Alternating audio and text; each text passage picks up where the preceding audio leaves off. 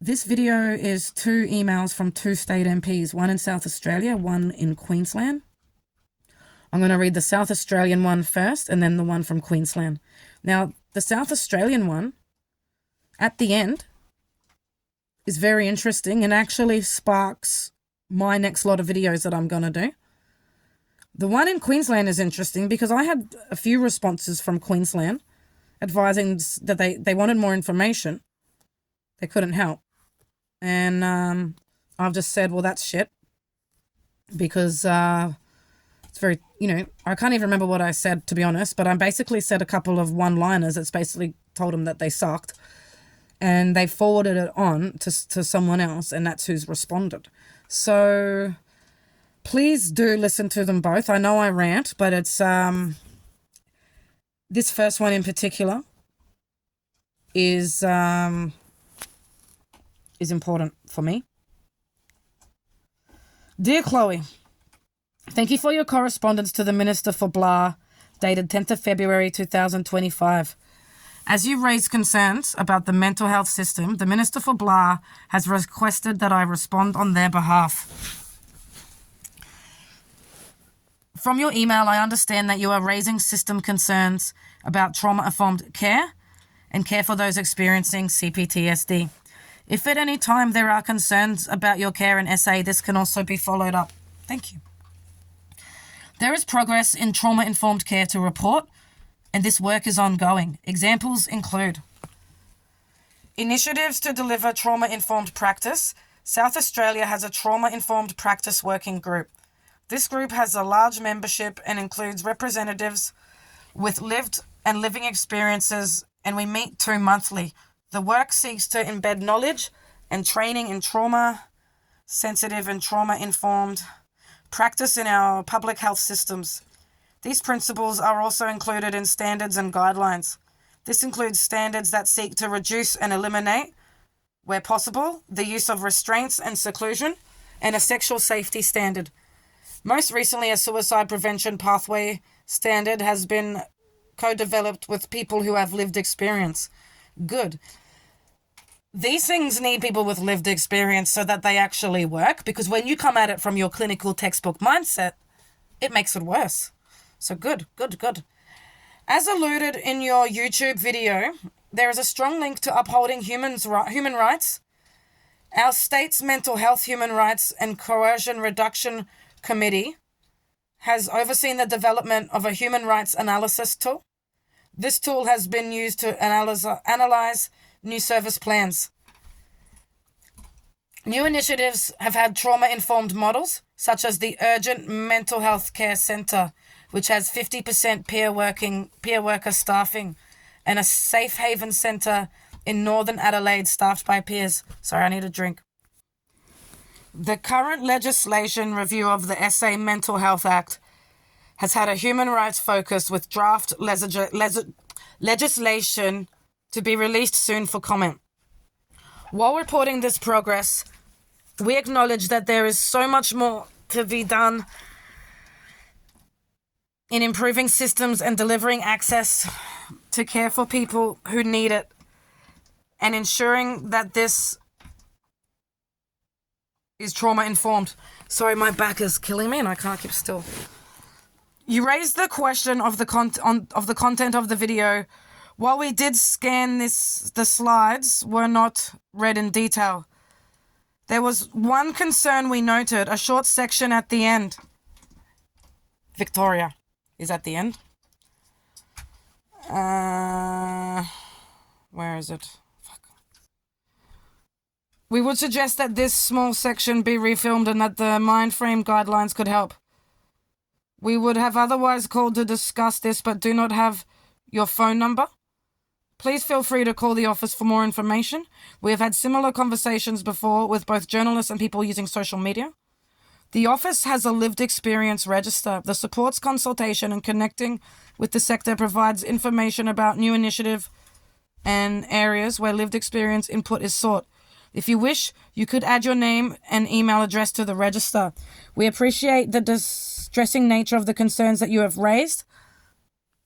When we write back to the correspondents in such situations, we like to give a reminder about the benefits of seeking support See some of the support services listed below.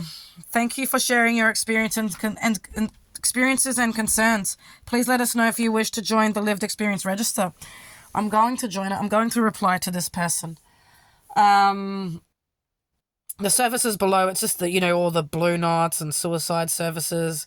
They're the worst thing in the world, man. I would never call them. But I do appreciate that you put them on there.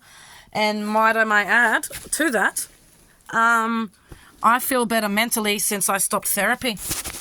I actually realized therapy became a trigger for me, stressed me out so much that I was paying money that I couldn't really afford to go nowhere. Everyone's just like, deep breaths, imagine the light, affirmations. Like, fuck off, man. I can get that off of a meme. I actually feel better because I have had so many therapists and it's become so clear that they're not trauma-informed. Psychologically, yeah, but they don't have a clue. Side note, I dated a therapist for 10 months who specialized in trauma and CPTSD. That was the most fucked up relationship I've ever had. And I came out of that really messed up. I felt like I had just been spun inside out.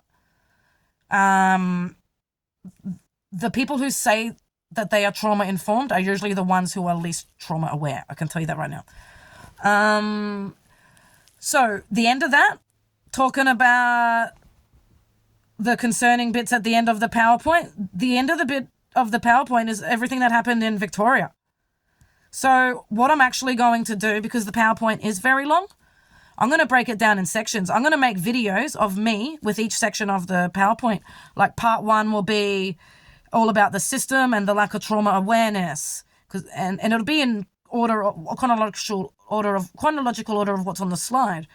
Part 2 will be my backstory, and then my medical history, then what happened in Victoria, and then all the ongoing ripple effects and damage that Victoria caused to show what re-traumatization in the system is doing to people. I'm going to do that. It will take time, but I'll get it out there. And I'm just going to get the next email up from Queensland. Dear Chloe, thank you for reaching out and for taking the time to share your experiences so openly with the Queensland government. We acknowledge that this takes courage, and as you said in your email, trauma has profound and lasting impacts. We agree that it's vital that our systems continue to improve, particularly in how they respond to people who have experienced trauma. Many people across Queensland, including within government, health and community sectors, are working on this, which is why, in 2022, a recommendation was made by a bipartisan committee of members across Parliament to implement a whole-of-government and whole-of-community trauma strategy for Queensland. The Queensland Trauma Strategy was released in September 2024 and is a commitment to building a more trauma-informed state. Your email was sent to us at the BLA department because we are responsible for supporting Queensland government agencies to implement this strategy. The strategy outlines a long-term approach to recognizing, understanding, and responding to trauma across all systems, including health, justice, education, housing, and more.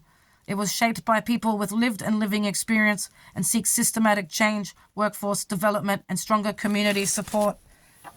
Importantly, a core part of the strategy is identifying ways agencies can reduce the risk of re-traumatization, as you noted in your email. As you know, these kinds of changes take time.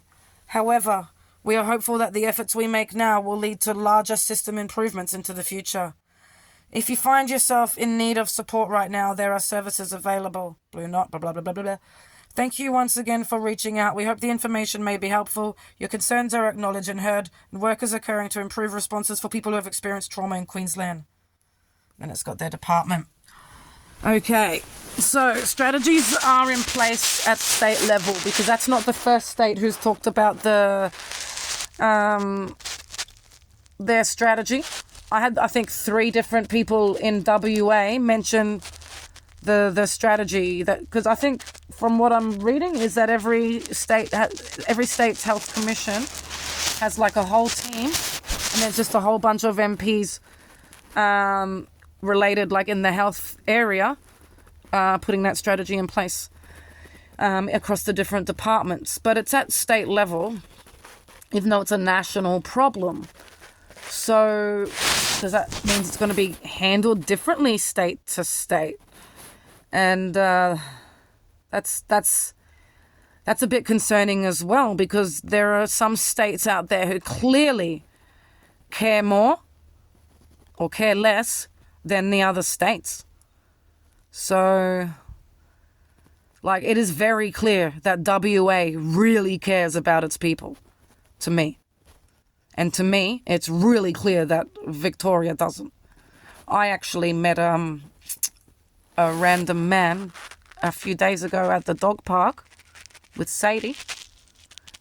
And I was talking to him about his dog, and then he said to me, "Oh, I'm a rookie in the Victorian Police Force." And I've gone, that's the most corrupt state in the whole country. Everyone knows that. And he went, "Yeah, I know, but it's the easiest to get into." So the police force isn't even the same to get into across, different states. So there are some things that shouldn't be at a state level, because it means that we have people being treated unequally and unfairly from state to state. Some people are lucky enough to have someone who gives a shit, and some people have fucking dictators running the show who don't. So that's not fair. Like, the country as a whole needs the policing to be standard. It needs to be the medical help that we get to be standard. Not a game of Russian roulette, depending on who you are, how much money you have, and what state you're fucking in. But I'm very grateful. I'm going to reply to both of those. And I'm going to get more information about calling the other department who deals with social media, because I might be able to get someone to actually get more information for this channel as well. And I want to start talking to MPs about the somatic symptoms in this trauma awareness. So somatic symptoms are a big part of the awareness, because if you don't have a clue what our somatic symptoms are doing, you don't know how to handle us on the outside, because you don't know what's happening on the inside, and you make it worse, right? Unintentionally. You can be the most beautiful person in the world and you can set us on fire unknowingly, or just press that button because you don't know what's going on inside of us. So the awareness goes through all of it, not just understanding that we're delicate and we have needs, but also how it all works with the nervous system.